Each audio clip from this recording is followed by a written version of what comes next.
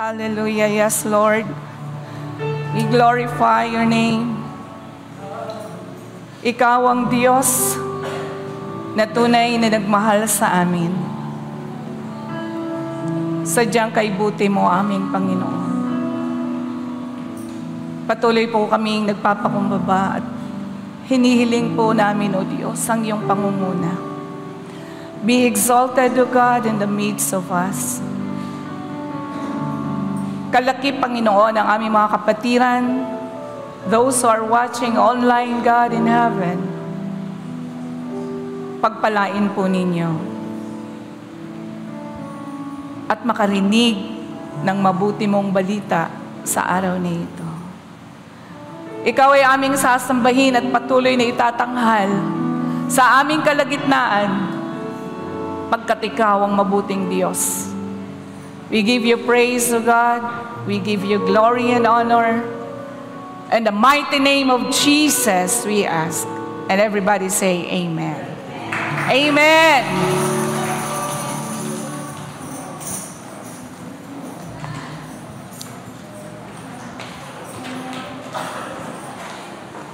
Good morning po. Makakaupo na po ang lahat.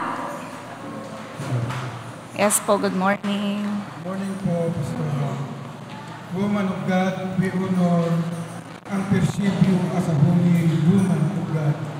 We give you to you this seed as we believe for God supernatural breakthrough, overflowing blessing, overwhelming testimonies, and unstoppable miracle.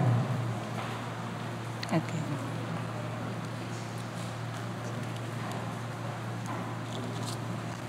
I speak and I perceive blessing upon you and the abundance of our dear God in heaven. May your seed abound in grace. In Jesus' name, Lord, we ask all this. Amen. God bless, God bless. I perceive blessing in Jesus' name. Okay, isang mapagpalang umaga po. Kumusta ang lahat? Ma-beauty? Okay. I thank you po.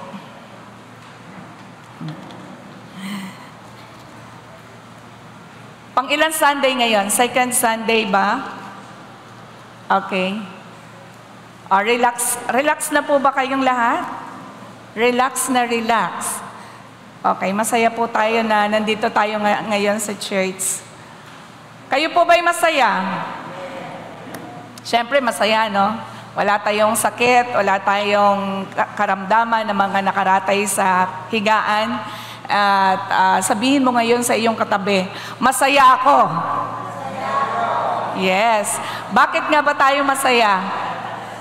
Dahil mabuti ang Diyos. Hindi tayo pinabayaan. Okay. So simula na po tayo sa ating pag-aaral. Handa na po ba ang lahat? Amen. Amen na amen. Hallelujah. So sa mga nasa online, binabati po namin kayo ng isang magandang umaga. Isang mapagpalang umaga sa mga nasa online, Luzon, Visayas, Mindanao, at maging yung mga nasa ibang bansa na ating mga kapatid na patuloy na sumusuporta sa gawain natin every Sunday. Okay? Okay, ang tinatalakay po natin sa buwan, wala po ba yung ating projector? Ano ba tawag dyan? Yung ating, okay, hintayin natin sandali, overhead ba tawag dyan? Thank you po sa ating deacon. Maraming salamat.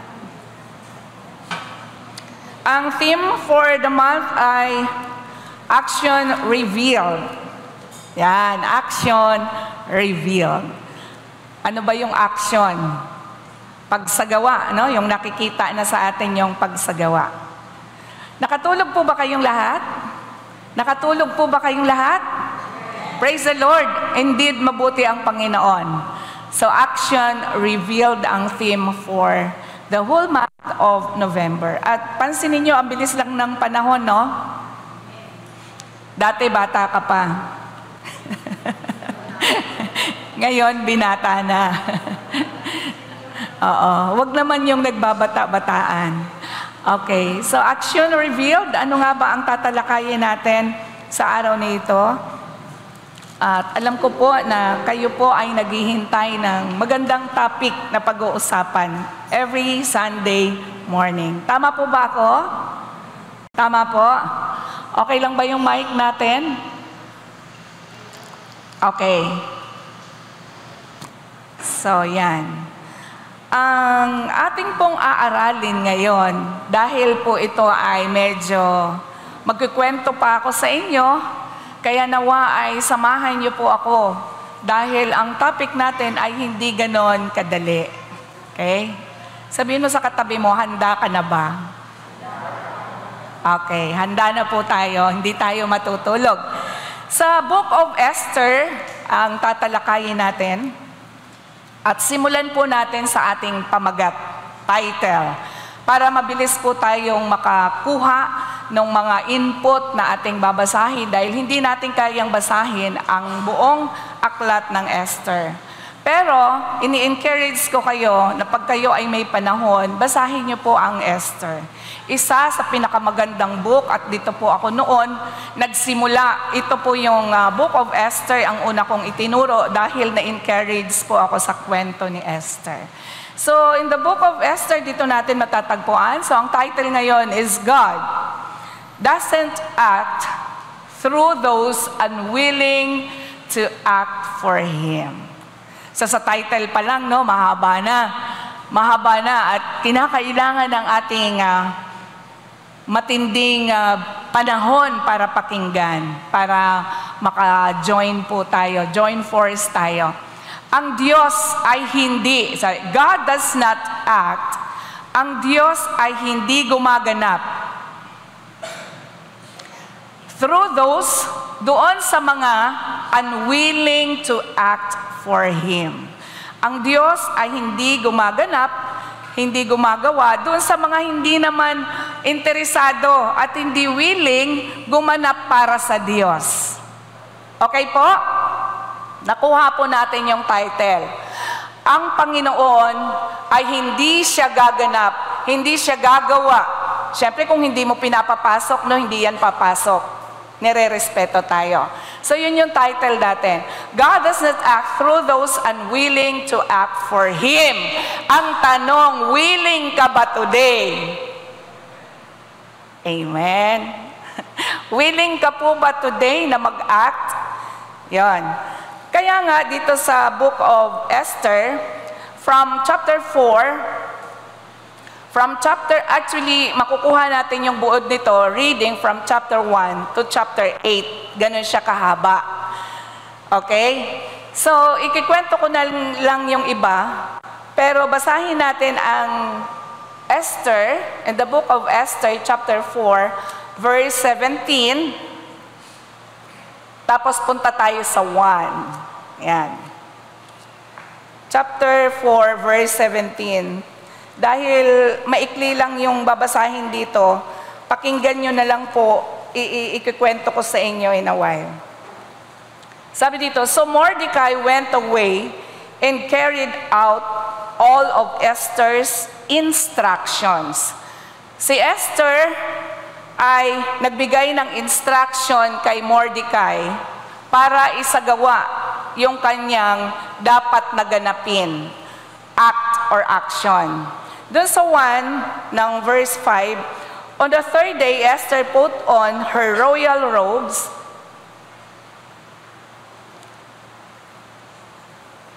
Punta na tayo sa 5 verse 1. Okay.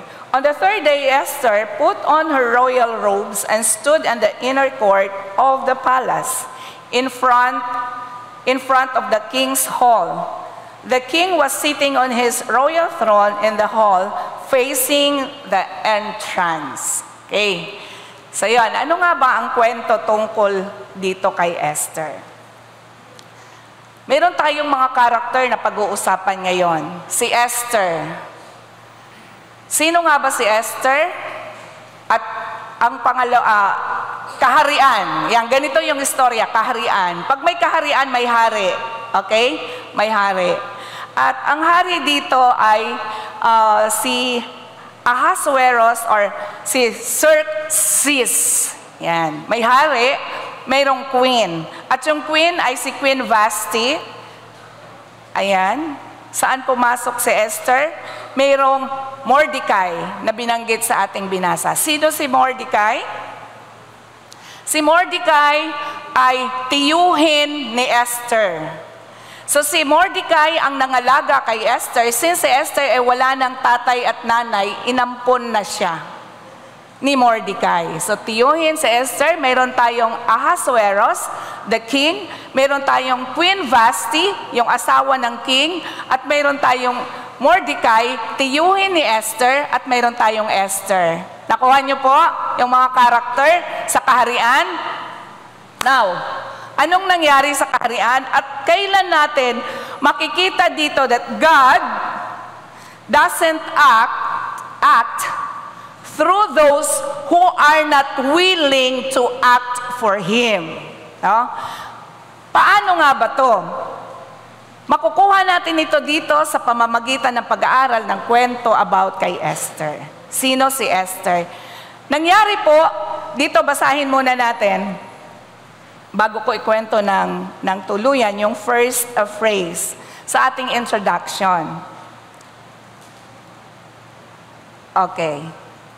Although Esther was a queen and shared the king's power and wealth, she still needed God's protection and wisdom because no one is secure in their own strength in any political system. She risked her life in coming before the king, and her courageous act, yung kanyang matapang na paggawa, gives us a model to follow in approaching a difficult or dangerous task. Yan. Ready na ba kayo? Teka, iinom muna ako. Okay. So, kailan natin makikita, mababasa, yung sinasabi doon na tularan natin sa she risked her life by coming before the king. Kasi ganito ang kwento. Ito na yung kwento. Doon sa kaharian, di ba? Ulitin ko, may hari, si King Ahasuerus, at saka si Queen Vashti, ang kanyang wife, and then may Mordecai, at mayroong Esther. At mayroon pang Haman. Okay. Ngayon nagkaroon po dito ng tagpo. I-shorten ko lang ha para maka-jump in tayo sa istorya. Mayroong kaharian, nag-fiesta, nagkaroon ng celebration. 7 days silang nagkaroon ng celebration. Lahat ay nagkaroon ng special na mga pagkain. Sabi, mayroong gold, may silver na couch, na mga upuan. Inilarawan kung gaano kaganda yung kaharian. At sila'y uminom ng wine na nakalagay, yung wine sa gold, silver, matatagpuan sa chapter 1 ng Esther. Nagkaroon sila ng pagdiriwang for 7 days. Na sinasabi pa doon, and the royal wine was abundant in keeping the king's liberally.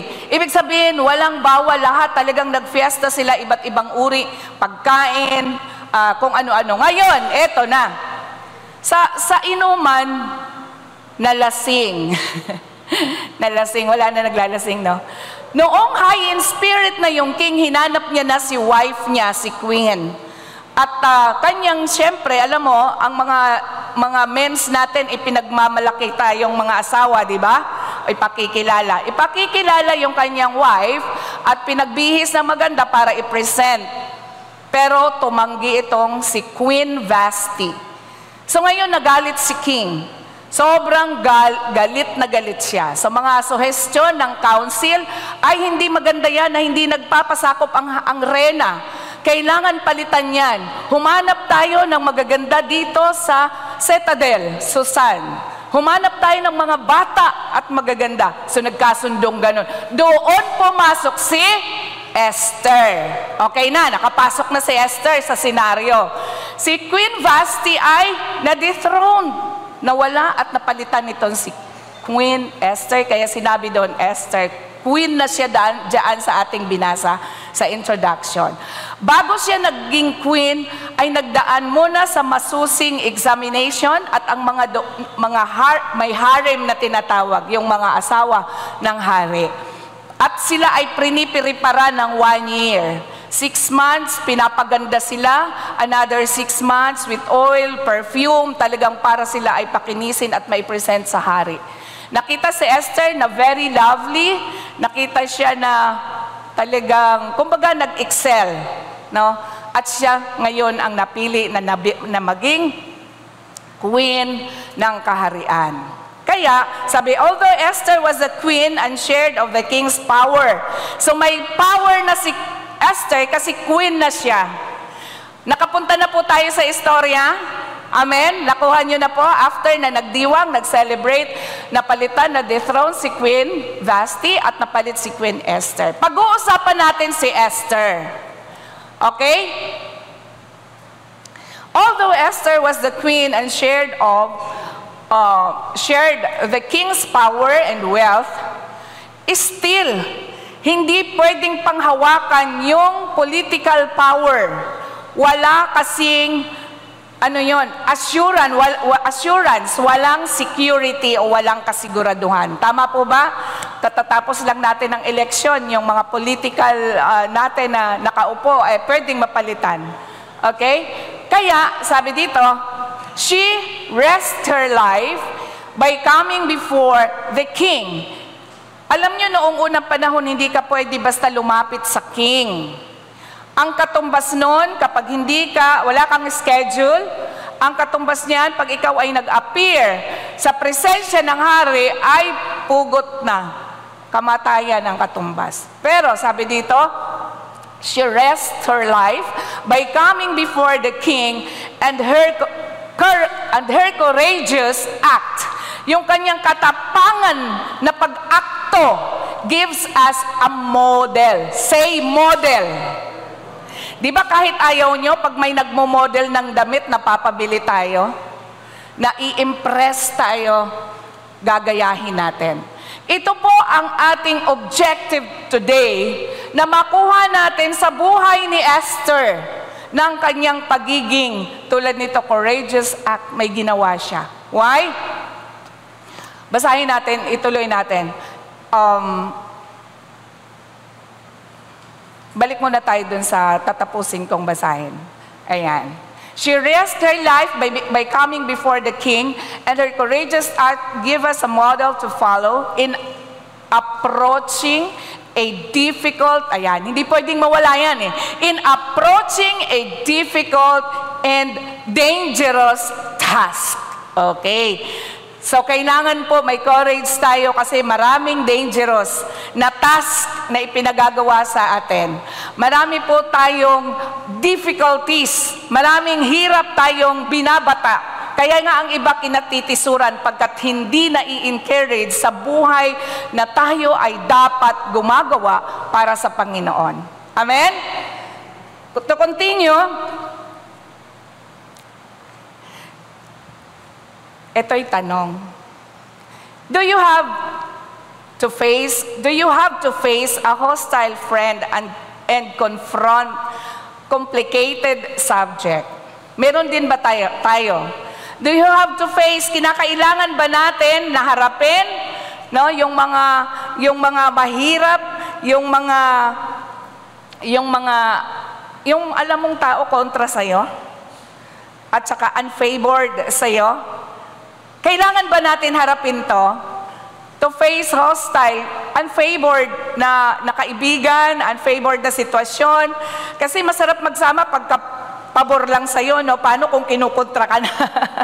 Kung mahirap na pala yung sitwasyon, pero kailangan mong pagsabihan. Do you have to face hostile friend and confront complicated subject? Ano yung mga complicated subject? Math, May mga matters tayo, may mga issues tayo na kung minsan komplikado. Halimbawa, kailangan mong harapin kung isang mananampalataya kasama natin sa church, nagkakasala. Kailangan kumprontahin. Di ba? Ayan yon, sinasabi dyan. Mahirap na subject matter yan. Kailangan mo bagang kumprontahin yung iyong kakilala na nandaraya. Ayan ay complicated subject matter. Hindi ba? At yan ay mga delicate issues. Or do you need to talk to your family kapag may issue ang family, may mga feud? Kung may anak ka na nakikisama sa maling relasyon, do you have to face? Or ano? Or will you talk to them? Or change upang mabago yung sitwasyon? Or ano na lang? Yung kasunod po, na dapat, haharapin ba natin? Parang ang hirap, ano? Haharapin mo yung mga ganitong issues. Asawa mo, yun ang breadwinner. Siya ang buhay ninyo. Siya ang naghahanap buhay, kanya ang bahay. Ikukumpronta mo ba para ituwid? Baka wala ka ng bahay, baka paalisin ka na. Baka wala ka ng kainin. Di ba maraming ganito, no? Ikukumpronta ba natin? O rather than dreading difficult situation or putting them off, take action confidently by following Esther's inspiring example. So, itinuloy doon, ano, huwag tayong malito. Tayo ba'y kukumpronta doon sa mga dangerous situation? Makikipag-usap ba tayo sa friends, sa family, or your boss? Di ba parang masyadong subject matter? Or yung parang wala lang sa'yo kasi nakakatakot. No? Yung dreading difficulties, matakot ka na harapin yun, yung sitwasyon na yun, mananahimik na lang tayo, babaliwala lang, putting them off, papatayin na lang, no? Ikakat na lang yung issue. Kasi nga, mahirap yung subject matter. Lalo na pag pinag-usapan ay yung kapakanan na maaaring masira. Mananahimik ba tayo? Or, take action confidently following Esther's inspiring example. Grabe, no? So, dapat pala katutunan natin to ngayon. Hindi ba maganda yung sound ko? No? Hindi na maganda yung boses ko. Mag-mic na lang kaya ako. Oh, putol-putol. Okay ba to sa online? Baka yung ating manonood. Hello everyone. Sa lahat po ng may cellphone, pakilabas ang inyong cellphone. Pakishare po ang ating live stream para marami po tayong maabot, ma-reach out. Pakiusap po ito nila sa media ministry, lahat ng nagtuturo dito sa pulpit. We need to announce, to share our live para po yung ating church. Ang good news for the world ay makapag-ministry, magkapaghatid ng mabuting balita sa karamihan. Okay, going back, doon tayo sa tanong, na mananahimik na lang ba tayo kasi maaari siyang matisod sa'yo. Kung minsan yung mga katisuran na ito, dapat po matuto na tayo. Mag-mature na tayo na hindi po tayo dapat matisod dahil ang katisuran na yan ay gawayan ng kaaway. Amen? Ang gawa ng Panginoon is for us to have peace at makipag-areglo po tayo, makipag-kumpronta tayo sa tamang dapat gawin. Ngayon, kapag hindi tayo mag-a-act tulad ng ginawa ni Esther, ano nga ba ang ginawa ni Esther? Patuloy natin aaralin kung paano ang ginawa ni Esther. No? So nakita natin na naging matapang po si Esther para ganapin ang bagay na ito. Pagkat itutuloy natin kung paano natin makukuha yung we should live an example. Tayong mga Kristiyano, makakuha tayo ng pagiging courageous ni Esther. Na tayo din ay magkaroon ng courage, maging matapang din tayo to act. Kasi ang nangyayari, Pagka delikado yung issue, tahimik na lang tayo. Ang nangyayari pag may dapat tayong harapin na subject or issue o pangyayari, maging pamilya man yan o church, tatahimik na lang tayo. Alam nyo itong title na ito, God doesn't act through those unwilling. Nagpapakita kasi tayo na hindi tayo willing na makakilos ang Diyos sa atin pag tayo ay hindi gaganap, action. Yung mag-a-act tayo, di ba? Action revealed tayo. Makita yung action, ma-reveal, mapahayag yung ating pag-akto. Amen? So ngayon, itong ginawa po ni Esther na pag-action ay matatagpuan sa Book of Esther. Bakit ano bang ginawa ni Esther? Bakit siya dapat natin tularan na maging matapang, manindigan? Bakit tayo kailangan manindigan? Sabihin niyo nga po, manindigan. Manindigan tayo para sa katotohanan. Manindigan tayo bilang mga anak ng Diyos. Itong si Esther ay naging matagumpay siya kung bakit dapat siyang tularan. Sa pangyayari pong ito ay, di ba siya naging reyna na? Siya na yung queen. Dahil napalitan na si Queen Vashti dahil sa pagiging disobedient sa hari. Ngayon itong si Esther na naging reyna na, mayroon pangyayari sa buhay nila na kailangan nilang manindigan. Bakit? Kasi po sila ay lahi mula sa Hudyo. At itong mga sa hari, sila ay Persian. Nung malaman, eto di ba, si King Ahasuerus, meron si Queen Vashti, ito yung mga karakter natin, huwag kayong malito ha. And then si Mordecai, si Esther na reyna na. Itira na lang natin sa istorya si Esther, si Mordecai. Sino si Mordecai? Siya yung tiyuhin ng alaga kay Esther. Ngayon, sa isang kaharian, mayroong rule o batas. Merong itinayo ang hari doon after ng feast, tinirang promote itong si Haman. So, nadagdag sa kwento si Haman. Si Haman ay napaka-rude, napaka-tapang, na kailangan siya ay i-honor ng lahat ng tao, bata, matanda. Kailangan yumuyuko sa kanyang harapan. Walang pinagkaiba sa kwento ni Shadrach, Meshach, and Abednego, di ba? Na kailangan mag-bow. Pero dahil itong si Mordecai ha, tiyuhin ni Esther, siya ay bantay sa gate, sa harapan ng kaharian.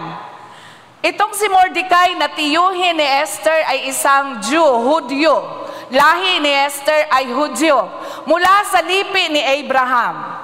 Ngayon, ang kailangan gawin ng mga tao, magbigay pugay, magbigay pagsamba kay Haman, na itinalagang tagapangasiwa ng hari. But this Mordecai, ayaw niya. Why? Ayaw niyang sumamba sa tao. Kayo ba sasamba sa tao? Hindi. Ang nangyari, nagalit si Haman kay Mordecai. Nakita nila, ito mga Hudyo. Ipapatay lahat ng lahi ng Hudyo. Sinabi niya sa king, gumawa ka ng paper.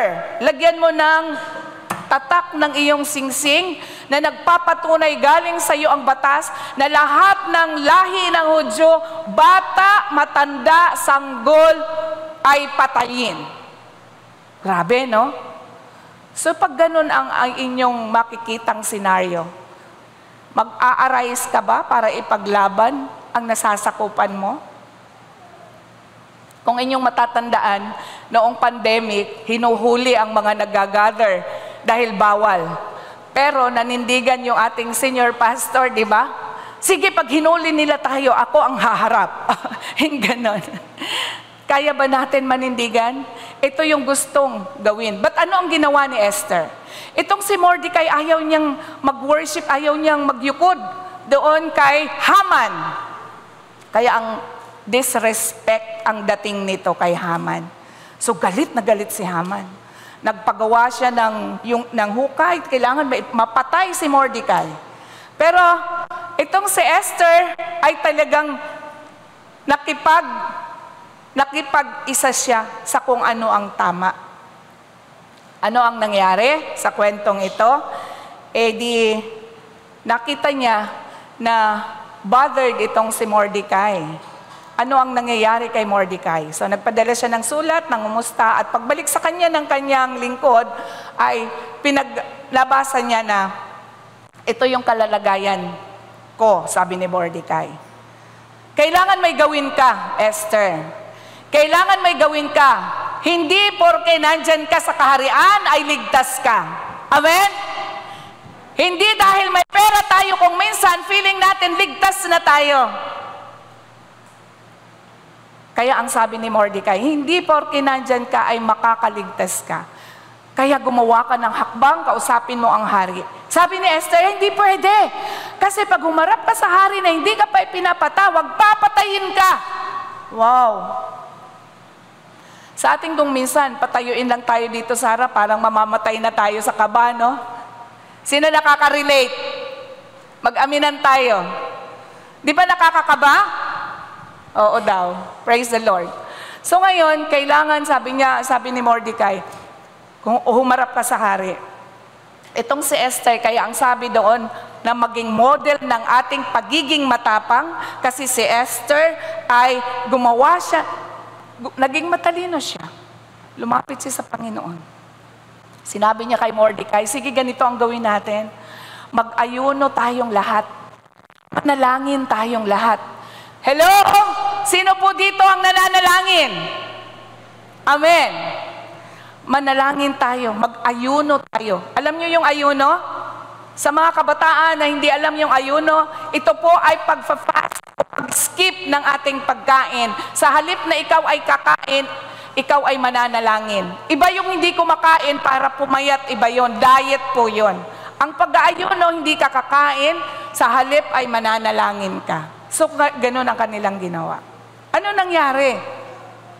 Kaya mga kapatid, inspirasyon po ang kwentong ito para sa ating lahat. Interesado po ba kayong malaman?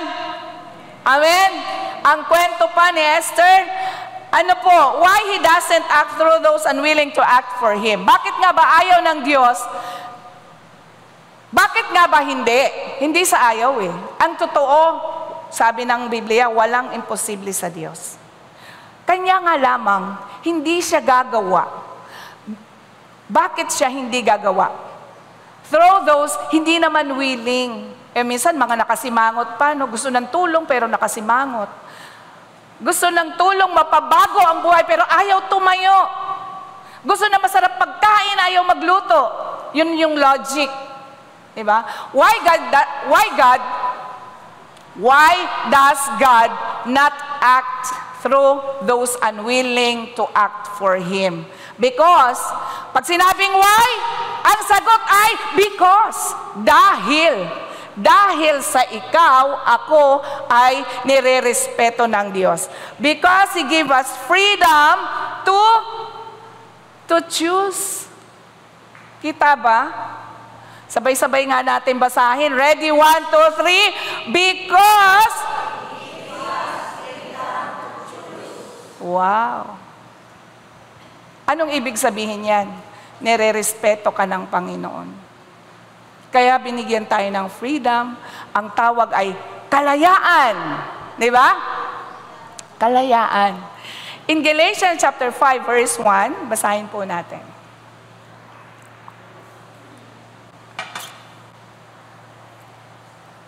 Sa Galatians chapter 5 verse 1, it is for freedom. Everybody say freedom. Ang sarap ng may freedom, no?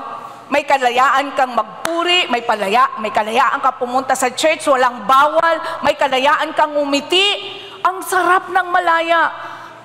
Ibon man may layang lumipad. Subukin mong kulungin yung ibon pag tinanong mo yon. Masaya ka ba?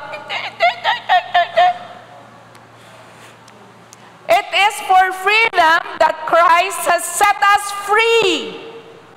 Amen. Nauunawaan po ba natin yan? Sinasabi ng Galatians chapter 5 verse 1. Bakit parang feeling natin tayo'y mga bilanggo? It is for freedom na namatay. Christ has set us free. Namatay siya para sa atin para makalaya po tayo. Amen? Pakisabi nga sa kanan, malaya ka na. Sa kaliwa, pinalaya ka na. Naku, di ba? It is for freedom that Christ has set us free. Stand firm. Kaya tumindig ka. Maging, ano yung firm? Maging matibay ka, tumindig ka talaga. Kahit sabi nila, ay, wala, ang pangit mo, hindi ka marunong magturo, hindi ka, turo ka pa rin one day. Diba sabi ni Pastor Favor, there is always one day. O, diba? One day tatayo ka. Stand firm. Then, and do not let yourselves be burdened again by a yoke of slavery. Hallelujah! Naririnig ba natin yan?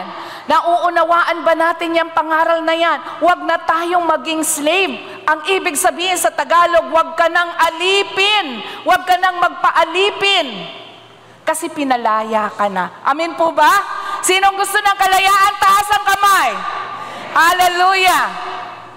Praise the Lord. Pinalaya na tayo ng Panginoon. Gusto mo rin lumaya sa utang? Sino gustong lumaya sa utang? Naku, ilan lang pala may utang, ano? Makakalaya na tayo sa utang. But we have to take action. Amen? Dahil ang Diyos hindi willing pag hindi ka willing na gumanap siya sa atin. So because He gave us freedom, kaya in letter A, God has given us much. God has given us more. Ayan. God has given us more freedom or free will. Free will. Alam niyo yung binigay sa atin ng Panginoon? Katulad ni Adan at si Eva. Binigyan sila ng free will to choose. Binigyan sila ng kalayaan para pumili. Kapatid, kaibigan, ikaw na nanonood ngayon, binigyan ka ng free will, sarili mong kalooban, sarili mong kalayaan to choose. No? Eto nga lang. God has given us more freedom or free will than we need to move with it. We need to move, kailangan natin kumilos. Kumilos. We need to move within God's boundaries. Why? Pag boundaries ng Panginoon ang ating nilalakaran ay napakaganda pagkat alam mo na hindi ka mapapahamak. Amen? Amen ba? Ano yung boundaries? For example, ang boundary mo ay yung lot mo lang, hangganan. Ang boundary natin ay yan lang. Ang wall na yan. Wall dito, wall dyan. Kaya nga sisitahin tayo pag maingay tayo kasi ito lang yung boundary natin. Hindi ka, yun yung ibig sabihin, hangganan, yun lang yung hangganan. May hangganan na ipinagagawa sa atin ang Diyos. Amen? Kaya nga makinig ka, hindi ka bibigyan ng Panginoon beyond your limits because alam ng Panginoon ang kanyang boundary. Ngayon tayo, dapat sa boundary ng Diyos tayo magtiwala. Why?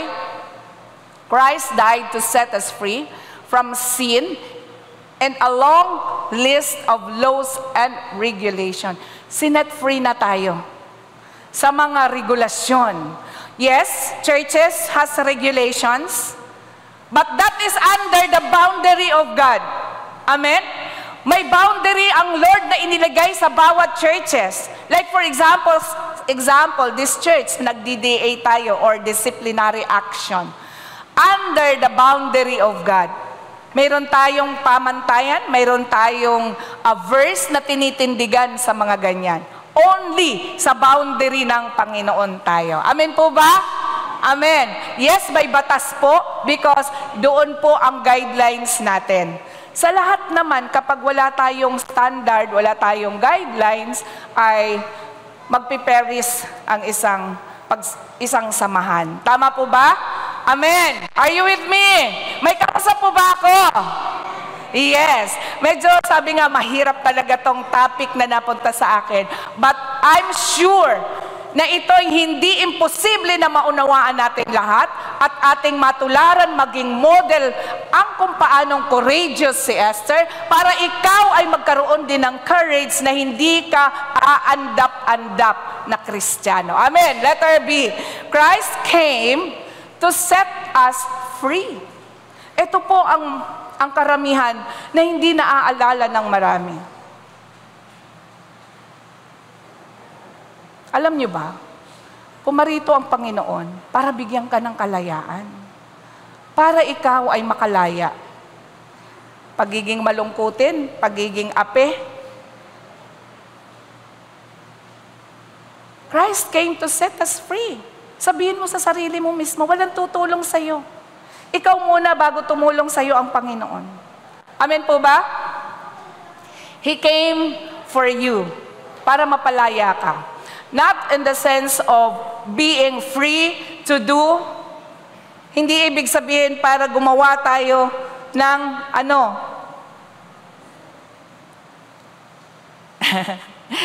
Hindi ko masyado makita.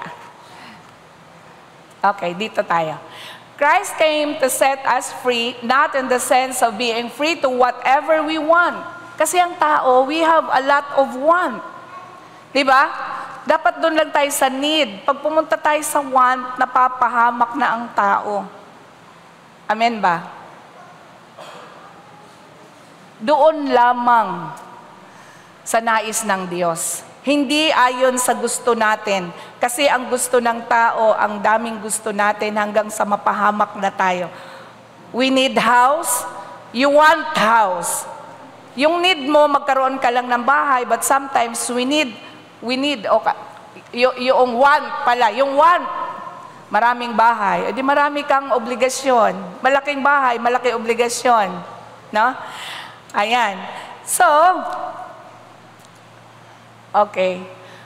Whatever we want, because that would lead us back into slavery to our selfish desire. Ayaw ng Diyos na mabuhay tayo ayon sa gusto natin.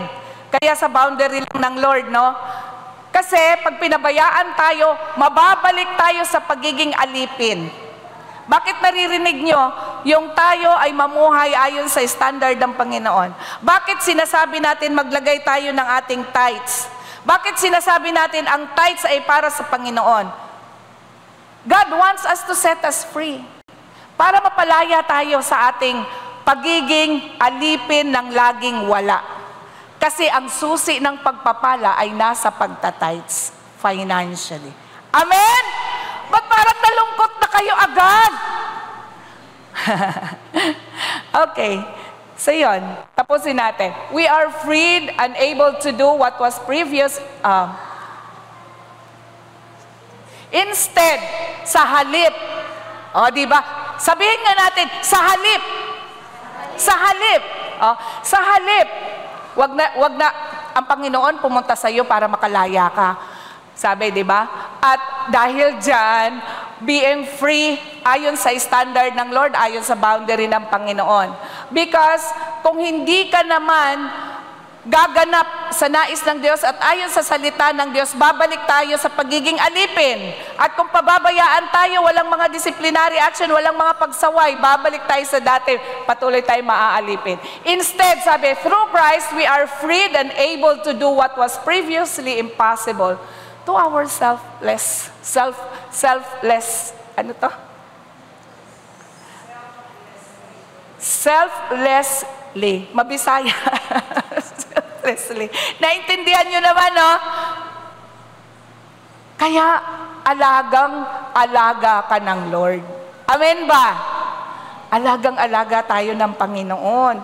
Kaya, bakit hindi siya makakagawa sa mga hindi willing? Dahil binigyan ka ng freedom to choose. Amen? Naintindihan po? Binigyan po tayo ng kalayaan. Hindi siya mangingialam, re-respeto ka ng Diyos. Kapag tayo ay hindi willing, hahayaan ka lang ng Lord. Hahayaan mo lang ba na palagi kang ape? Hahayaan mo lang ba na hindi mabago ang buhay mo? Kailangan maging willing po tayo. Tama po ba? Sino ang willing na mag-act ang Lord para sa kanya? Amen. Praise the Lord. Because God does not act through those hindi willing para gumawa para sa kanya. Anong nangyari kay Esther? Anong nangyari? Why God doesn't act to those who are unwilling? Why? Because, number 2, dahil kasi ganito yan. Because He wants us to stand for our faith. Alam niyo bang gusto ng Lord, maipakita natin sa Kanya na talagang tunay ang pagsunod natin sa Panginoon. So, hindi siya gaganap. Tandaan niyo, na pag-uugnay-ugnay natin, no? Action revealed. Yung paggawa na nahahayag. Sa ating mga Kristiyano, gusto ng Lord manindigan tayo. Gaganap talaga sa iyo ang Diyos. Walang duda. Naniniwala po ba kayo doon? Kayo po sa online, naniniwala po ba na kaya ng Diyos gumanap? Amen? Bakit hindi siya nakakaganap para sa iyo? Because He wants us to stand our faith in Him. Manindigan ka, gustong makakitaan tayo. Di ba? Ito na lang. Ito simpleng illustration. Sa isang pamilya, ang isang masipag at laging gumaganap, favorite. Amen? Pinapakialaman ng magulang. Sinasagot ang kung anong expenses. Tama ba? Hello? Because masipag siya, naninindigan siya, umikilos siya, gumagawa siya. Ganon din sa atin dapat. Because He wants us to stand for our faith in Him. Manindigan tayo para sa Kanya. Ano ba nangyari dito kay Esther? Esther knew, letter A, Esther knew she was in danger. Di ba sabi ko sa inyo kanina, no? Panganib ang katatayuan ni Esther. Mapanganib. Kasi pag umarap ka sa hari noon, patay ka talaga kapag di ka pinatawag. Alam niyo ba yung kasabihan, ang utos ng hari, hindi nababali. Kaya pag may mga kala mo naghahari-harian, di ba? Feeling hari. Yan. Alam ni Esther, she was in danger once she appeared at the king's court without an invitation. But she boldly stood in her faith. Di ba? Why? Kasi may ginawa silang action for God. They fasted. How many days they fasted? They fasted for 3 days. Ito, sa chapter 3, verse 16. Go gather together all the Jews who are in Susa and fast for me. Do not eat or drink for 3 days, night or day. I and my maids will fast as you do.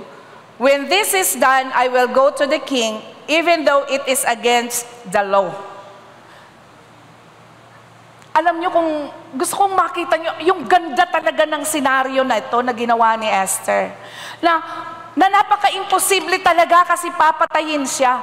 Pero may ginawa sila. So ibig sabihin sa istoryang pinapakita ko sa inyo, ang Panginoon kayang gawin, walang imposible sa Kanya. We only need to act just like Esther, Mordecai, and the group. They fasted for 3 days. Na ano ang pagpapakita nun? Anong equivalent nun? Because they trust God. Naniniwala silang may pag-asa. Sa buhay natin may pag-asa.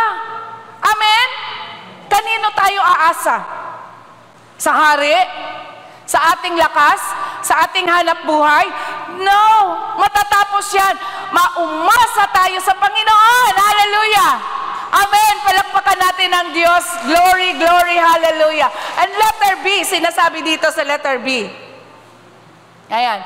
Esther's courageous words. Wow, ang ganda. Matatagpuan sa verse, eto po, verse 16. Eto, chapter 4, verse 16. Esther's courageous word If I perish, I perish. Hindi, pag ako pares. pares. Sugal yun. Perish. Ano ibig sabihin? May Tagalog ba tayo niyan? Teka, basahin ko muna bago tayo pumunta. Paki-ready, Esther chapter 4, verse 16.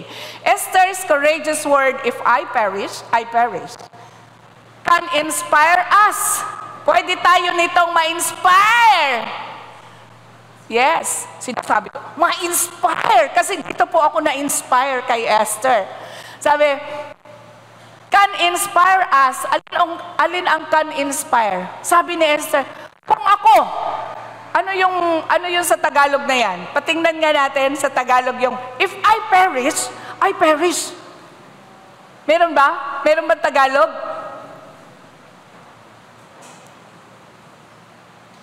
Okay, kasi pag kami biglang humingi ng verse na hindi sila ready, may konting delay, hindi nila problema yon ng media. Sa amin yon kasi hindi namin binigay ng advance. No? So, okay, ituloy natin. Ayan na. Ito sinabi sa Tagalog, ikaw ay yumaon. Pisanin mo ang lahat na Hudyo. Ito ba 16? Dito tayo sa baba. Sa dulo, dito tayo sa baba. Pero pangit naman kung hindi natin bubuuhin. Handa po ba kayong mag-aral talaga? Kasi grabe talagang aral to ngayon eh. Ikaw ay yumaon, pisanin mo ang lahat ng Hudyo. Umalis ka, Esther. Umalis ka. Punta ka kay Mordecai, sabihin mo, Mordecai, umalis ka. Tipunin mo lahat ng mga Hudyo. Ikaw ba ay Hudyo? Ikaw ba ay born again? Tinitipon tayo para matuto tayo patungkol sa Lord. The same way, tinipon sila. At huwag kayong magsikain o magsiinom man na 3 araw. Naku, kami ni Vanessa mamaya lang, gutom na kami. Di ba? Paano na yung 3 araw? Gabi pa at saka araw. No? Gabi pa at araw. Ako naman at ang aking mga dalaga ay mag-aayuno ng gayon ding paraan. At sa gayoy, papasukin ko ang hari na hindi ayon sa kautusan. So may tapang na siya. Kasi nag-ayuno na, nag-pray na, nag-fasting na. At sabi, at kung ako'y mamamatay, di mamatay, ay! So, trying hard gayahin si Pastor Favor, no? Di ba? Sabi ni Pastora, kung nandito kayo nung nag-preach siya, nung may cancer siya, kung ako ay mamamatay ako sa church na naglilingkod sa Panginoon. Amen? Encourage sa kwento at istorya ni Esther. Para sa kanyang kababayan, para sa kanyang nasasakupan, willing siyang mamatay.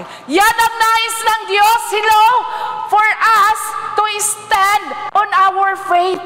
Manindigan tayo sa ating mga pananampalataya. Hindi yung nakaharap ka sa Muslim, sasabihin pag tinanong ka, born again ka ba? Are you Christian? Diba? Praise God! Sasagot ka, maninindigan ka. Amen ba? Are you willing to stand your faith? Diba ito yung challenge dito, mga kapatid? Manindigan tayo. Kahit may mga ilan-ilan na ayaw ka papuntahin sa church, manatili ka. Stand for your faith because God is standing and willing to help you. Amen po ba? 7 years na po akong But praise the Lord, palakpakan ko talaga ang Panginoon hanggang ngayon. Nagsiserve ako for 27 years sa Panginoon. Amen po ba? Stand. Bakit hindi makagawa ang Panginoon sa ating mga buhay? Bakit mga kulubot tayong mga Kristiyano? Bakit mga malungkot tayong mga Kristiyano? Because we do not stand on our faith. God cannot act to those who are not willing to act for Him. Amen ba? Amen. So yun na nga po ang nangyari. Ito po, God cannot act. We should, letter B na tayo. Esther's courageous words, if I perish. Ano yung courageous words niya? Mamatay kung mamatay para sa Panginoon. Hindi tayo nagpa-promise para sa kung sino man, kundi para sa Panginoon. What to do was to do what is right despite the possible consequences. Kumbaga, ipagpapatuloy mo pa rin kahit na mahirap pagkat alam mo, yun ang dapat mangyari. Alam nyo,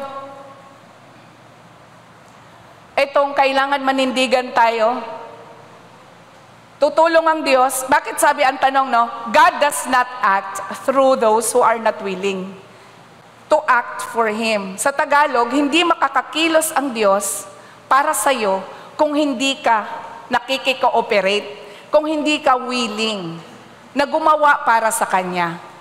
Ako po, konting kwento, meron pong pangyayari sa akin na si Pastora ay lumapit sa akin. Sabi niya, yung bayaw mo, na stroke, may impression sa akin ng Lord, may pangungusap, puntahan daw natin at ipanalangin natin. Ay, Muslim yun! Naalala mo yun, Pastora? That time, hindi ako sa kanya makatanggi. Yung pupuntahan namin, wow, boundaries, Muslim yun, Muslim. Boss yun, boss. At itong ipananalangin, convert na rin as Muslim. Pero sinabi ni Pastora and I believe I will act to God's call para set free ako. And God will act. Punta kami doon. Wala doon yung hipag ko. Nag-pray si Pastora, nag-usap. Pagdating ng gabi, eto yung text, hapa. Bakit mo ginawa? Nag-disrespect ka. Alam mo na kami ay Muslim. Alam mo na dapat hindi mo mahaba ang text. From that time, talagang hindi na ako kinausap. Pag may party, wala na, naputol na. Pero nanindigan ako sa pinagawa ng Panginoon. Amen?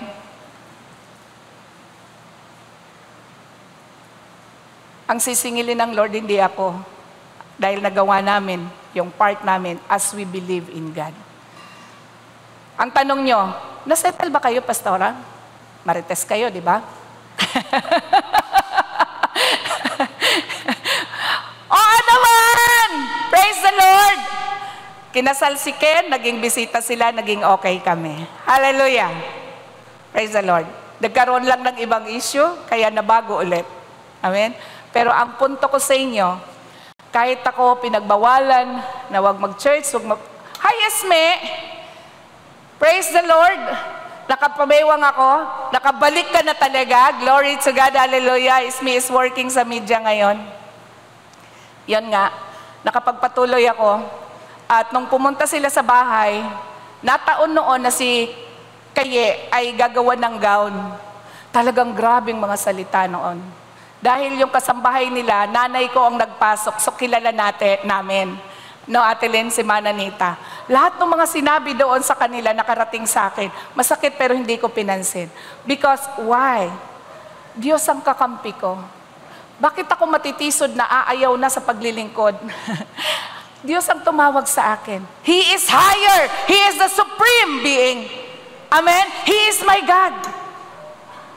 Kaya sa inyo mga kapatid, tulad ni Esther, kung bakit ako ganun ka-decisive na ipaglaban ang pananampalataya at paglilingkod? Because itong Book of Esther, ito ang una kong tinuro sa Sunnyville. Inaral ko ito at binasa, tuwan-tuwa ako.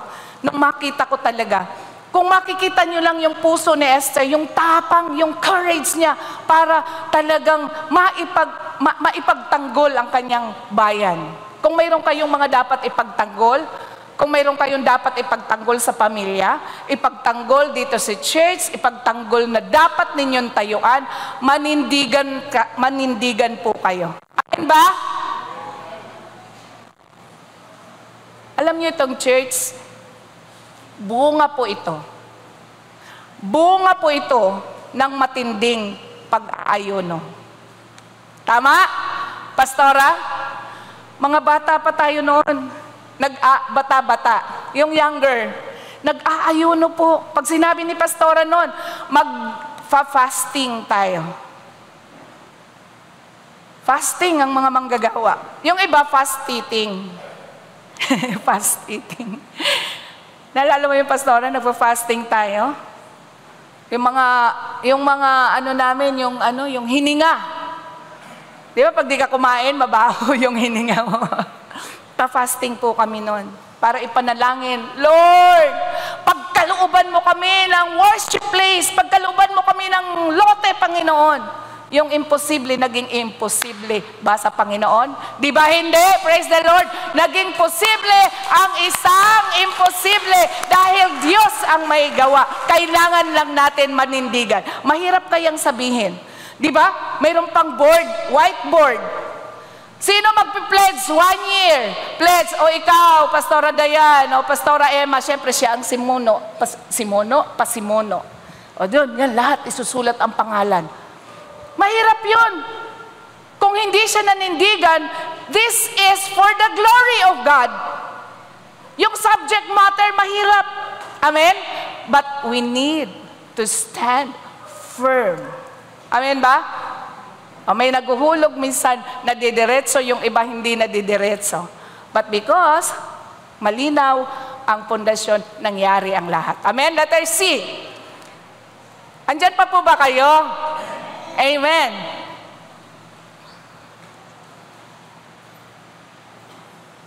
Okay. There is a saying, ano na yan? When I faced with a moral dilemma, ito kasi ang dilema ng tao eh.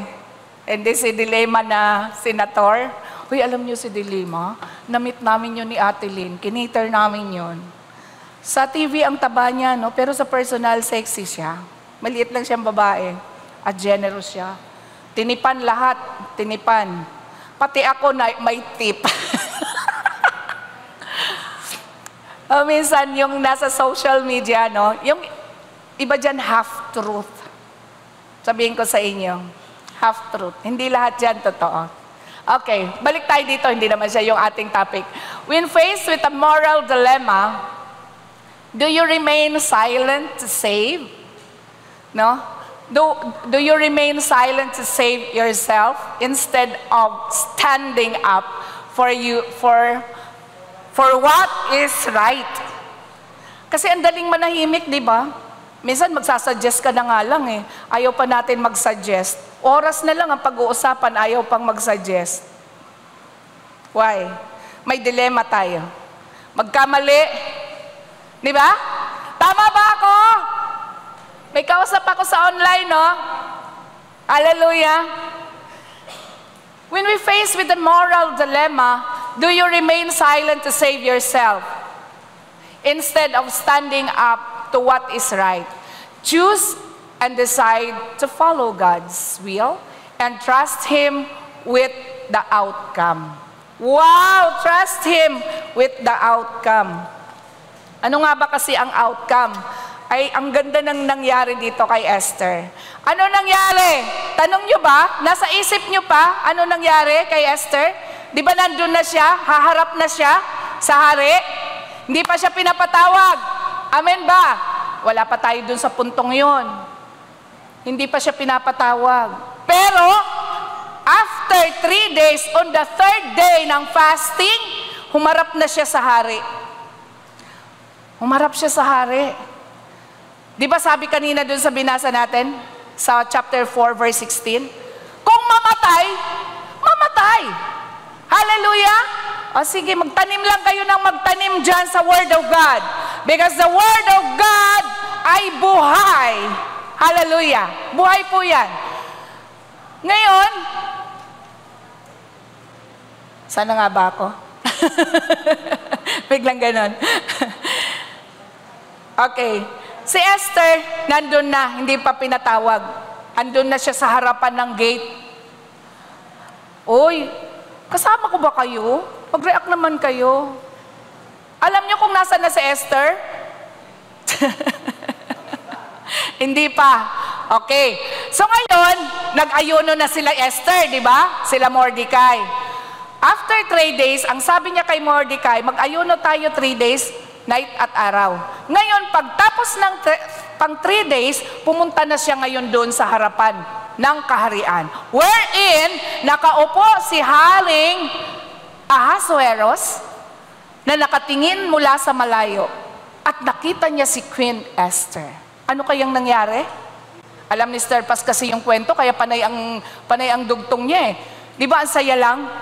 Nakaka-inspire. Nung makita niya si Queen Esther, ang layo pa. Talaga namang inabot niya na yung scepter. Kasi ang sino man na makahawak nun sa scepter, ng dulo nun, pwedeng makipag-usap sa kanya.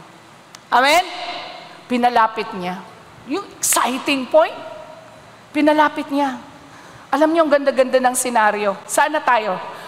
When faced with a moral dilemma, grabe yun, ano? Nakaano ka na, talagang mamaya baka patay na ako nito.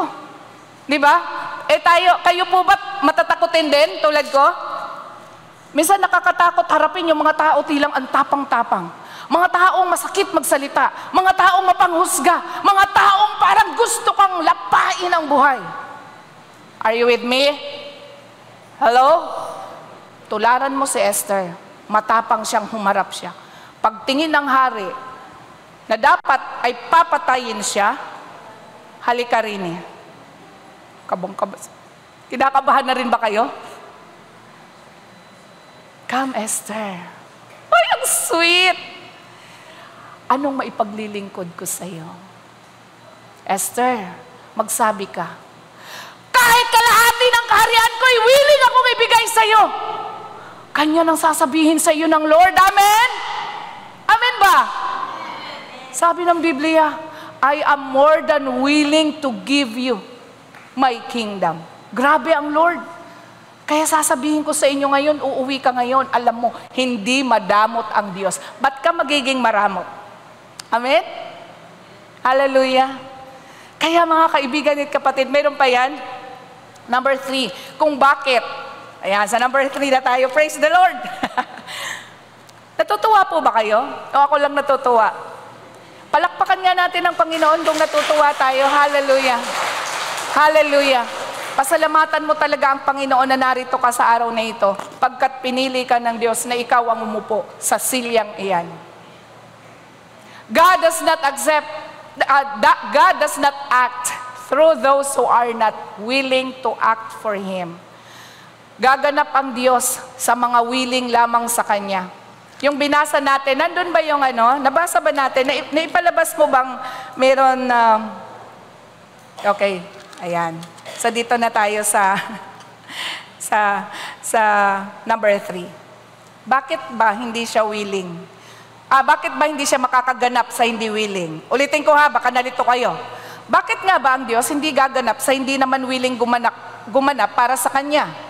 Halimbawa, pinatawag ka para maglingkod sa Kanya. Pinatawag ka para mag-church. Ang simpleng pag-upo dyan at pakikinig ng sermon ng Panginoon is a ministry. Amen? Willing ang Diyos gumanap para sa iyo kapag ikaw ay willing din. Number 2, bakit hindi siya willing na gumanap pagka hindi ka willing, pag hindi ka available? Dami hindi available, no? Hindi makaganap ang Lord. Why? Because God chooses to work through those willing to act for Him. Willing. Everybody say willing. Ulitin natin. Willing, willy. Rebellion. Willing na willing. Willing na willing. Kaya hindi makaganap ang Lord sa ating mga buhay. Amen? Nagpapaalipin tayo sa ating sariling damdamin. Our heart is deceptive. Mapandaya ang ating puso. So ang ating kilalanin, ang ating i-rely o pagkatiwalaan ay ang salita ng Diyos. Because God just to work through those willing to accept for Him. Doon po ang Diyos kumikilos sa mga nagnanais na siya ay kikilos para sa Kanya. For example, letter A. For example, ganito yon. Yung sinasabi diyan na hindi mag-a-act, hindi kikilos ang Diyos doon sa hindi willing. Bakit? Kasi because God pumipili siya. Pinili niya to work na gumawa To those willing to act. Parang tulungan.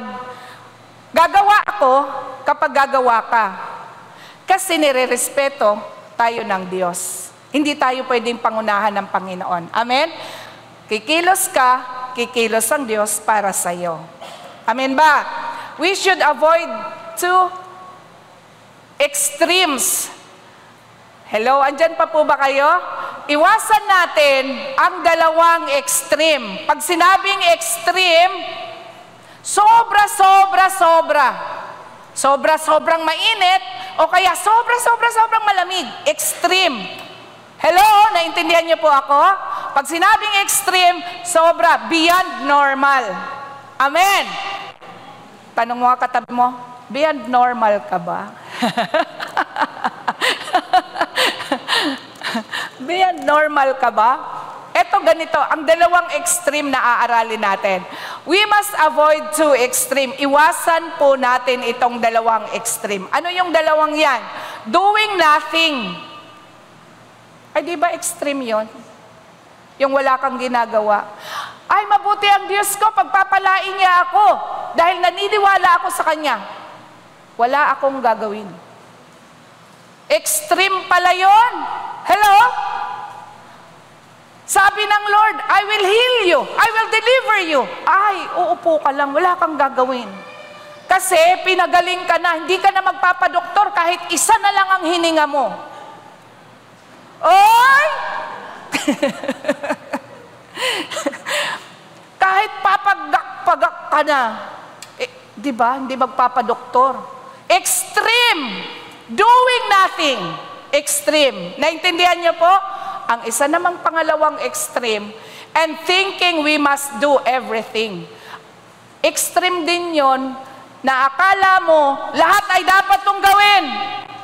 Okay, pastora ako ng good news, gagawin kong maglinis ng church, gagawin kong magpintura dito, ito talaga pinapinturahan ko. Thank you, Melvin.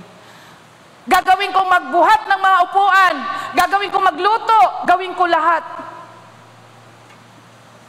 Pabibinyagan ko si Pastora Len, ipakakasal ko. Extreme.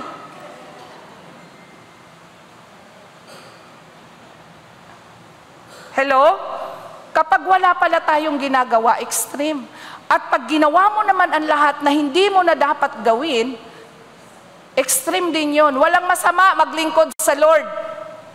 Pero binigyan tayo ng disenyo. Ang church na ito hindi tumitigil na tayo ay i-train. Can you say amen? I-train para hindi yung wala na kaming boses. Si Pastora wala nang ngala-ngala, naubos na. Di ba si Pastora hindi tumitigil yan ng maano siya, yung disenyo talaga sa kanya, magaling talaga siyang mag-istorya. Yung isang phrase mo sa kanya, napapaganda niya. Gifted talaga siya dyan. Hangang-hanga kami sa kanyang kahusayan. Pero isipin nyo na lang, kung lahat ng Bible study siya ang mangangaral, lahat ng patay siya ang magsiservice. Kasi para sa Lord, di ba? Tama naman. Lahat ng may pangangailangan pinansyal, aabutan niya. O, di ba? Gagawin mo lahat. Sa tingin nyo, kaya pa? Kami lang nung Friday ba yun, nag-Bible study, tapos pumunta doon sa hospital, hindi ko na kaya. Yung nakakapagod na, di ba? So, hindi po ganun dapat. Tutulong ang Diyos sa iyo, tulungan mo ang iyong sarili, kumilos ka, gumawa ka. Amen po ba? Nagkakaintindihan po ba tayo? Amen. Natutuwa po ba kayo sa aral ngayon? We should avoid too extreme, doing nothing and feeling what we must do. We must do everything. We struggle to understand how both can be true and the same time, but they are. Nag-i-struggle tayong intindihin ang bagay na ito, nag-i-struggle tayong gawin. Pero alam nyo, kung ano ang ibinigay sa'yo, nakita ng leader mo, gifted ka dyan, paghusayan mo. Galingan mo. Mag-submit ka ngayon sa leader mo. Hindi yung binigyan ka ng isang gampanin, ginawa mo na lahat, na hindi ka na bumalik sa iyong leader para sangguniin man lamang. Because you think you know everything. Na-bypass mo na pala. Hello! Amen? Ganda, no? Mahirap, no? Pero, alam nyo, Napakaganda talaga ng pamumuno na gawa ng Lord, disenyo dito sa church. Kasi talagang inaano tayo hinahalukay. Halukay hanggang kaibuturan ng iyong puso para wag kang matitisurin, para ikaw ay lumago, para ikaw may pundasyon na maganda. Amen ba? Palakpakan natin ang Panginoon. Letter B. God was in control. God was in control. Yet Mordecai and Esther had to act. Alam nila na ang Diyos ay kayang kontrolin ang lahat, pero gumanap si Mordecai at saka si Esther. Ang ganda-ganda talaga ng tagpo. Biruin mo yung hari, sabihin sa kanya, "Come Esther, anong nais mo? Kalahati ng aking kaharian ibibigay ko sa iyo. I am willing." Kasi may ginawa si Esther at si Mordecai. Amen? God was in control, yet Mordecai and Esther had to act. God chooses to work through those willing to act for Him. We should pray as if, isa-isahin ko, bagalan ko kasi mahalaga to. God was in control. Again, pag sinabing God is in control, He knows. He knows kung binigay mo na yung last money mo dyan, katulad nung balo. At katulad nung Shunammite, the widow, binigay niya na yung last nilang kakainin. Alam ng Diyos because He is in control. No? The same with Mordecai and Esther know that God can act. Subalit sila ay may ginawa. Now, we should pray as if all depends on God. Mananalangin tayo na alam mo sa pagkaunawa mo na lahat ay sa Diyos galing. Yung panalangin mo baga, na naniniwala ka, galing sa Lord ang lahat. Alam nyo yon? Dependent ka sa Panginoon. Yung panalangin mo, na Lord, hindi ko talaga to kaya, Panginoon. Mawawasak talaga ang pagsasama namin ni Mang Sitong kung magpapatuloy akong magiging pastor. But you know you are my God. Hallelujah. You are my God. We should pray as if all dependent ka sa lakas ng Diyos. Dependent ka na may kakayahan ang Diyos para sa iyo. Amen? Okay. And dependent on God. And act as if all depends on us. Oo, yung panalangin mo, dependent ka sa Diyos. Pero yung paggawa mo, kailangan maunawaan mo na ikaw ang gagawa niyan, kumilos ka. Amen? Sabi mo nga sa katabi mo, kilos. Ay pabalik mo, kumilos ka din. Hallelujah. Are you happy? God is good. All the time. In our conclusion, Esther, sa chapter 4, verse 11, nakalculate niya. Andyan ba yan? Esther, we can learn from, basahin natin yung 11. All the king's officials and the people of the royal provinces know that for any man or woman who approaches the king in the inner court without being summoned, kapag hindi pinatawag ng hari, has but mayroong law that he be put to death. May batas na siya ipapatayin. The only exception to this is for the king to extend the gold scepter, yung sinabi ko kanina, to him and spare his life, but 30 days have passed since I was called. Yun yung katwiran ni Esther nung bago siya pumunta. So ngayon, mga kaibigan, in our conclusion, i-calculate natin yung cost. Esther, she realized her life was at stake. Minsan, nasishake tayo, no? Oo, alam nyo, sabihin ko to sa inyo. Tanungin nyo ba ako? Ikaw ba, Pastora Dayan, dumating ba sa punto ng buhay mo na gusto mo nang umayaw sa good news? Nag-isip ka ba, Pastora Dayan, na lilipat ka ng church? Gusto niyo sagot? Alam niyo, pag inisip niyo yan, paglalaruan tayo ng demonyo. Amen? Hindi ko yon in-entertain. Dahil pag dumating yan sa isip mo, lalaro na ang demonyo. Oo, lumipat ka na dyan. Masungit siya mga yan. Tingnan mo, mayayaman. Sila lang yan. Oy!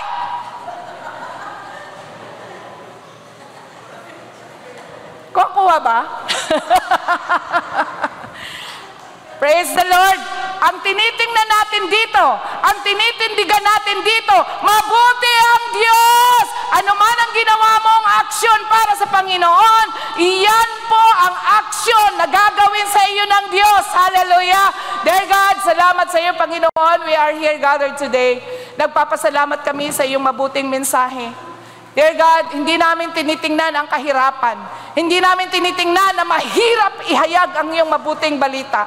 Dear God, amin pong tinitindigan na ikaw ang aming Diyos na may kakayahan para sa amin. To you, God, belong the glory, the honor, and praise in Jesus' name. Amen.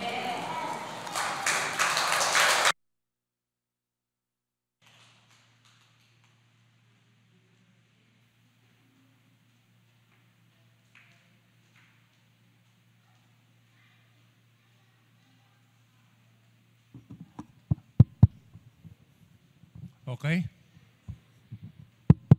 Dadako na pwede sa ating mga announcement. May short meeting pala ang lahat na Board of Elders after the service. Ulitin ko po, may short meeting po ang Board of Elders after the service. Okay, dadako pati sa mga announcement. Prayer meeting sa darating na Miyerkules, tuwing ika-6 po ito ng gabi. So, tangkilikin po natin yung prayer meeting.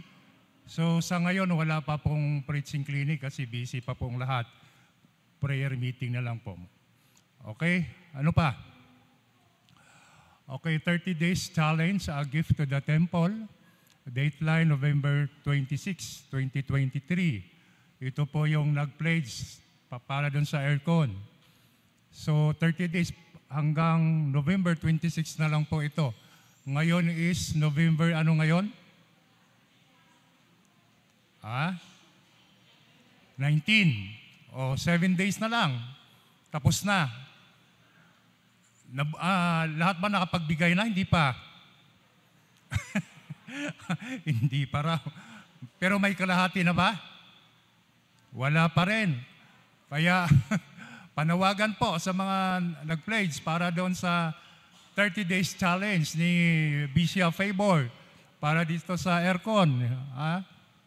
Hanggang November 26 na lang po. Okay, next. Ito, kung sino po yung magnanais na magkaroon po ng Bible study sa inyong tahanan, paki-approach na lang. Anyone from the member of the Board of Council. Kasi mahalaga po yung merong mga gawain, lalo na sa Bible study, kaya dumadami po tayo. Ito po yung bunga ng mga Bible study na ginaganap po natin. Okay? Next, ano pa? Worship through giving. So ito po yung mga tithes and offering po natin. Through Dropbox, dito po, andito na po yon. May tithes na, may offering, kung anong nakalagay dito. Ilang kahon po ito? 8. O yan. 8, kasama po yung seed for the word. Okay, so yung mga nasa live streaming, pwede kayo through GCash o kaya doon sa bank account, PS bank account po natin. Okay, next. Okay, so malapit na po ang Christmas party po natin. Kailan po ito? December 17. Anong araw po ito? Linggo. 2:00 ng hapon, hindi umaga. So meron pong contribution. Sa adults ay 150 pesos, sa children ay 100. So paano pa ito, yung mga magbibigay, kanino pa pwede magbigay? Kanino po ito? So makipag-ano na po kayo, yung mga nais na magbigay ito, yung registration fee for food.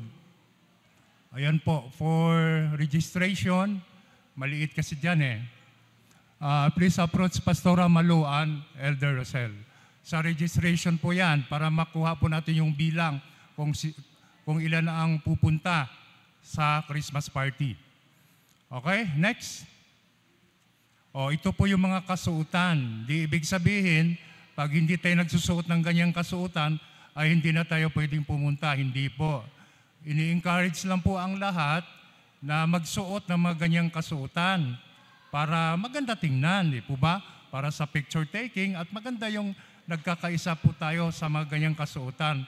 Pero hindi ibig sabihin pag wala ka ng ganyang klaseng kasuotan ay hindi ka na pupunta. Hindi po. Ini-encourage lang po natin na magkaroon po tayo ng kasuotan. Pero kung walang ganyan, pwede pong pumunta. Okay, yan po sa mga kalalakihan. Yan naman mga kababaihan. Medyo malabo dito, yung medyo malinaw dyan, yung sa screen ng TV. Yan, yun po yung mga kasuotan ng mga kababaihan, yung kanina mga kalalakihan. Okay, next, ano ba? Retreat para sa year 2024. Ito po ay gaganapin sa February 2 hanggang 3. Wala pang napag-agrihan kung anong o saang venue. Pero kung yung nais na sumama sa retreat, pwede na po magpa-rehistro now na ang simula. So, sino po ba ang pupwede po rito? Lahat ng manggagawa at saka are encouraged to join. Lahat ng manggagawa, voluntary workers, mga deacons, elders, mga board of elders, kasama po dyan. So, ini-encourage po ang lahat na na sumama po sa darating na retreat. Medyo ano pa, ilang buwan pa lang. Ilang buwan na ba? Mga 3 months pa. Okay, ano pa? Meron po tayong mga birthday celebrants. Happy birthday kay Jackie. November 20, bukas. Okay. Sino pa? Si Ruth de los Santos, kapatid ni Dante, sa 21. Wala rito? Happy birthday na lang kay Ruth.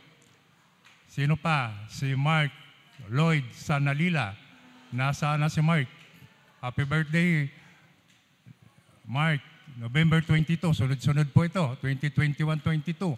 Sino pa? Wala na? Wedding anniversary, wala. Walang pahabol na announcement. So inuulit ko po, Board of Elders, meron pong short meeting after the service. Okay, naanyan ko po ang lahat para sa ating closing prayer at sa benediction. Tayo na po tayo.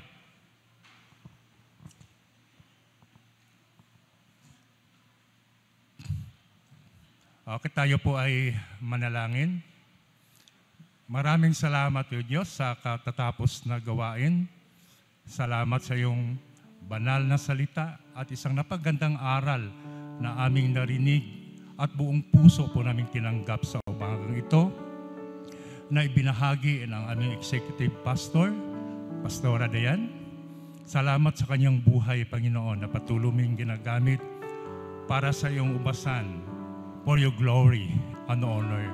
Kaya ang dalangin po namin para sa aming executive pastor, patuloy na pagpalain mo siya sa lahat ng bahagi ng kanyang buhay, kasama ang kanyang buong pamilya, Panginoon. Hallelujah, Jesus. Hallelujah. Kaya Lord, sa aral na aming narinig sa umagang ito po ay tunay na tumimo sa aming mga puso, Panginoon, na dapat lamang na ipamuhay po namin in our daily Christian living, Panginoon. Na ikaw, O Diyos, lamang ang siyang maitaas sa aming mga buhay, Panginoon. Na ikaw, O Diyos, na dapat kami ay makipag-cooperate, Panginoon, dahil hindi ikaw makakilos, makaganap, makagawa to those unwilling to act for you, O Lord. Dahil ang nais mo sa amin, Panginoon, ay dapat tayuan namin, panindigan namin ang pananampalataya na ipinagkaloob mo sa amin, O Diyos. Pananampalataya na may kalakip na gawa upang itong pananampalataya namin ay magagamit lagi po namin every day of our Christian living, Panginoon. At ibinigay mo rin sa amin, O Diyos, ang kalayaan upang mamili kami kung anong bagay na dapat po naming piliin. Subalit ang nais mo, O Diyos, ang kalayaan na ipinagkaloob mo sa amin, hindi kalayaan para masiyahan lamang ang aming mga sarili, kundi hindi dapat kami makasarili sa mga bagay na ipinagkaloob mo sa amin, Panginoon. Na ang nais mo sa amin, na ang kalayaan na ipinagkaloob mo sa amin ay naging malaya kami sa maraming bagay na naging alipin kami. Alipin kami sa mga problema ng buhay, Panginoon. Sa mga relasyon, sa financial, sa mga health problems namin, O Diyos. Maging sa mga trahedya sa buhay na ito, O Diyos. Kaya ang kalayaan na ito ay dapat magamit namin, Panginoon, for your glory and honor, Panginoon. Kaya patuloy na samahan mo kami, O Diyos. Pagharian mo ang bawat buhay ng iyong mga anak, Panginoon. Dahil ang nais mo, Panginoon, ay yung makipag-cooperate po kami, makakilos ka, O Diyos, sa aming mga buhay. Kung kami ay willing to act para sa inyo, Panginoon. Kaya, salamat, Panginoon. Nasa pagkakataong ito, O Diyos, buong puso po namin tinataas sa inyo na kami ay nais na makagawa pa ng mga magandang bagay para ikaw ang maitaas sa aming mga buhay, Panginoon. Lord, gamitin mo ang iglesyang ito, Panginoon. Hindi lang sa komunidad na ito, Panginoon. Maging sa iba't ibang panig ng aming bansa. Maging sa mga live streaming, sa mga nanood, O Diyos, sa iba't ibang sulok o sa parte ng mundong ito, O Diyos, na mailaganap ang iyong banal na salita upang ikaw, O Diyos, ang patuloy na maitaas sa bawat buhay namin, Panginoon. Kaya salamat sa napagandang aral sa umagang ito, Panginoon. At tinataas din po namin, Panginoon, ang mga nagdiriwang o magdiriwang pa lang ng kanilang kaarawan. Salamat sa panibagong taon na idinagdag mo sa kanilang buhay, na over the years naroon ang iyong pagsama, ang iyong divine guidance and protection sa mga celebrants na ito. Salamat sa buhay at kalakasan sa kanilang mga buhay, Panginoon. Hallelujah, Jesus. Hallelujah.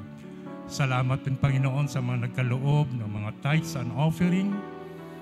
Patuloy na ibalik mo sa kanila, O Diyos, ng siksik, liglig at umaapaw na biyaya mula sa inyo, Panginoon.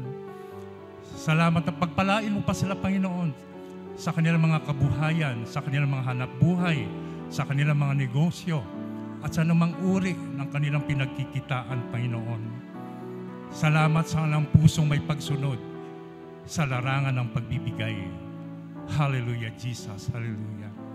Kaya mga kapatid, itaas po natin ating mga kamay at tanggapin po natin ang pag-ibig at pagpapala ng ating Amang nasa langit, maging ang pagliligtas ng ating Panginoong Jesucristo at ang pakikipisan ng banal na Espiritu Santo ngayon at magpakailanman.